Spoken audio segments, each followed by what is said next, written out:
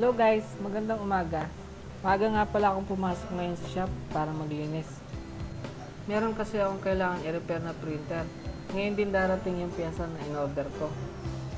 Kaya ito, naglinis na muna ako habang di pa dumarating yung courier.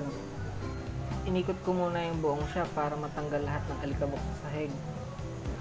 Pinunasan ko na nga rin pala yung table ko pati yung stante. Ito nga pala yung printer na ipapagawa sa akin. Sinubukan ko muna kung mag-on. Kaso ayaw niya. Ito no, pag open ko, grabe, sobrang dumi pala niya. Ang kapal ng ink na nakadikit sa printer, kaya ito nilinis ko na. Ginamitan ko na nga pala ng tissue dyan para matanggal yung dumi. Tapos binaklas ko na rin yung ink tank para matanggal yung mga nakadikit na dumi sa loob. Nakalimutan ko na nga mag-gloves dyan kaya sobrang dumi rin ang kamay ko. Grabe, sobrang dumi. Parang isang taon higit na bago malinis to. Hindi na nga rin pala nag-print ng maayos to, kaya tinignan ko yung cartridge niya. Tapos nung pagtingin ko, kulay violet siya. Ibig sabihin nito, na ipaghalo nila yung dalawang kulay. Wala naman kasing violet na ink Kaya ito, ginamitan ko ng syringe para matanggal yung ink na yan. Ito din kasi nagiging dahilan kung bakit nasisira yung printhead ng printer. Binuksan ko na nga rin pala dito yung isang cartridge.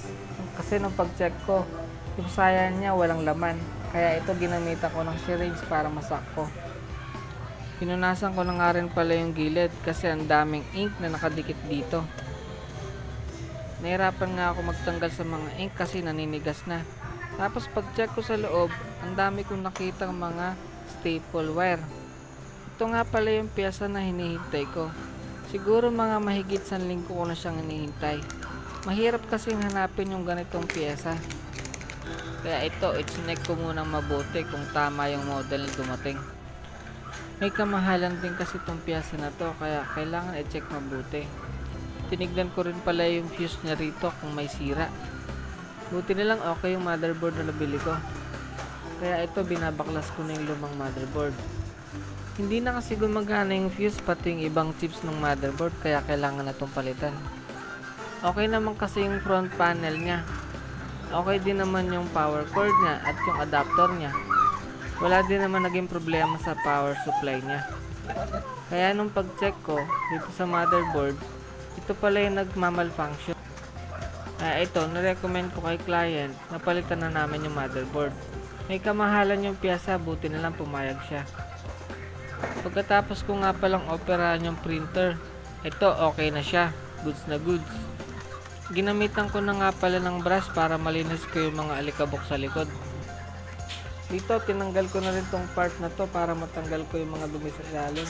Pagkita ko, meron din palang staple wire dito. Kaya naman pala sabi ng client, palagi nagpi-paper jam. Ito din kasi yung reason kung bakit nasisira agad yung roller ng printer. Yung iba kasi kapag nakita nag-paper jam, kabod na lang hahatakin yung papel. Kaya mas lalong nasisira yung roller, pati yung ibang sensor. Nung nalinis ko na nga pala tong part na to, pinalik ko na agad para may assemble ko na. Dito habang nagde-deep clean ako, nagmerienda muna ako ng ice cream. Ang sarap niyang, grabe, merong cashew, meron din langka. Tara, ice cream tayo guys. Local ice cream nga pala to ng Nueva Ecija. Pagkatapos ko nga palang kumain ng ice cream, ito, ibinaba ko muna yung printer para may assemble ko na. Pagkatapos ko nga pala mag-assemble, ito, nag-print test muna ako para ma-check ko kung nagpo-print siya ng maayos. Pagkatapos ko mag-print, scan naman ang susubukan ko kung nakapag-scan siya ng maayos at kung malinaw ang pagkakaprint niya. Working na siya at hindi na siya nagluloko habang nag-scan. Hindi na nga rin pala siya nagpi-paper jam. Hindi na malabo, hindi na rin putol-putol yung printout. Kinabukasan, pagkatapos kong ihatid si Mrs. sa trabaho, ito, dineliver ko na kay client yung printer nila. May mga client kasi na wala ng time para mag-pick up ng printer or ng computer. Kaya ako na mismo yung pupunta sa client para i-deliver yung mga unit nila. Eto si client, happy siya dahil na-i-deliver ko na yung unit niya. Maraming salamat, ma'am! Ian, where the cash at? Can't you see where I am coming?